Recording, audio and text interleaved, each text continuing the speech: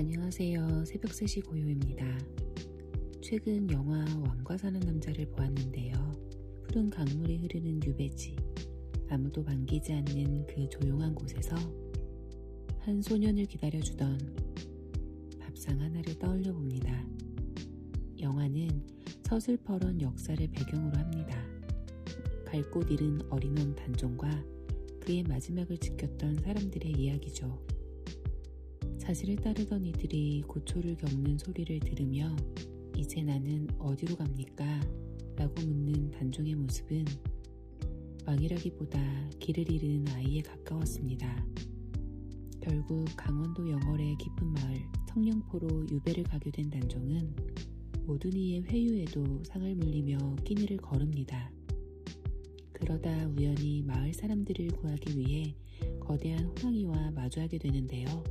쇠약한 소년인 줄만 알았던 단종이 백성을 살리려 목숨을 거는 모습에 마을 사람들은 왕은 역시 왕이다라며 감격합니다.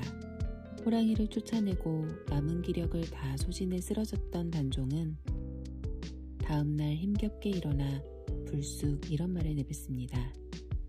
배가 고프구나. 저는 알 것 같았습니다. 살고 싶지 않아 밥을 끊었던 아이가 비로소 살고 싶다는 의지를 드러낸 아주 단순한 말이었으니까요. 사실 우리는 배고프다는 말을 너무 쉽게 하죠. 점심시간이 조금만 늦어져도 배고프다고 말하고 간식 시간이 되면 또 배고프다고 말하죠. 그런데 그날 단종의 말은 그런 말과는 조금 다르게 들렸습니다. 그건 단순히 배가 고프다는 말이 아니라 이제 다시 살아보겠다는 말처럼 느껴졌습니다. 먹겠다는 건 살겠다는 뜻이니까요. 그래서 저는 그 장면이 단종이 다시 살아가기로 마음먹은 첫 순간처럼 느껴졌습니다. 그렇게 생각하니 자연스럽게 밥에 대한 기억이 떠오르는데요. 우리는 하루에 몇 번씩 밥을 먹지만 그 시간을 특별하게 기억하는 경우는 많지 않아요. 그런데 이상하게도 어떤 밥은 오래 남습니다. 맛뿐만이 아니라 그때 함께 있었던 사람들 때문이기도 해요. 제 어머니는 딱히 교육열이 높은 분은 아니셨어요. 어느 대학에 갈지 시험 점수가 몇 점인지는 뒷전이고 늘 오늘 뭐 먹고 싶니? 라고 물으시는 게 일과셨죠.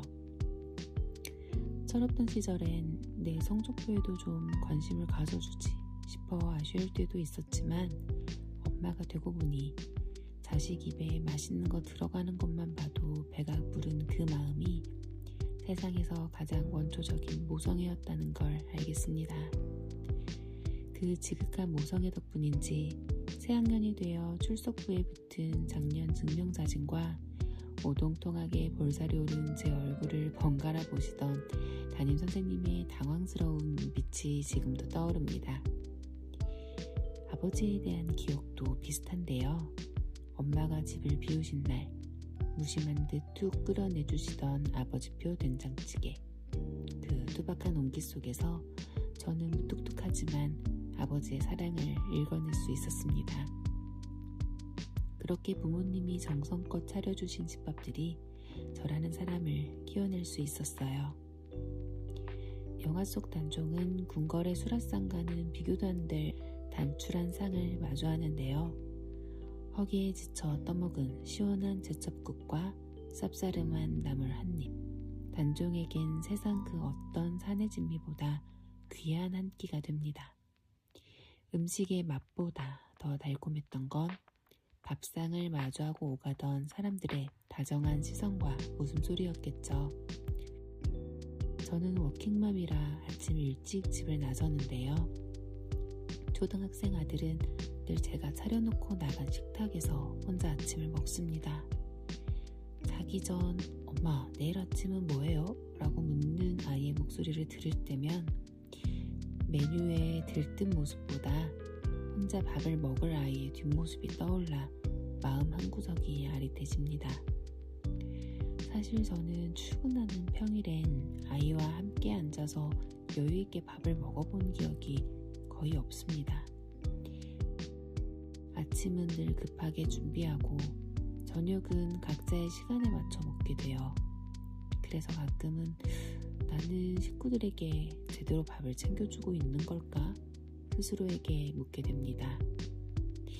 마을 사람들과 둘러앉아 밥을 먹던 단종을 보며 제가 챙겨주지 못한 저녁과 남편의 손을 빌린 배달 음식들이 떠올라 미안함이 밀려오기도 했습니다. 하지만 이제는 압니다. 어린 시절 나를 단단하게 키워냈던 부모님의 그 밥상이 이제는 제 손끝을 통해 주변 사람들에게 전하는 사랑이 되어가고 있다는 것을요. 비록 아침 식탁에 마주 앉지는 못해도 제가 밤마다 고민하며 차려둔 그 밥상의 온기가 아이에게는 세상이라는 풍파에서 돌아올 수 있는 유일한 집이 되어줄 거라 믿습니다.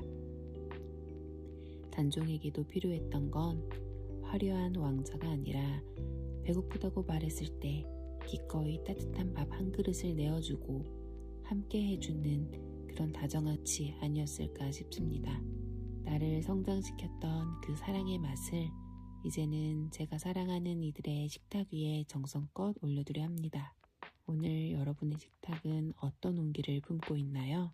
나를 살게 하고 누군가를 사랑하게 만드는 그 소중한 한 끼를 함께하는 그런 시간들이 되시길 바랍니다.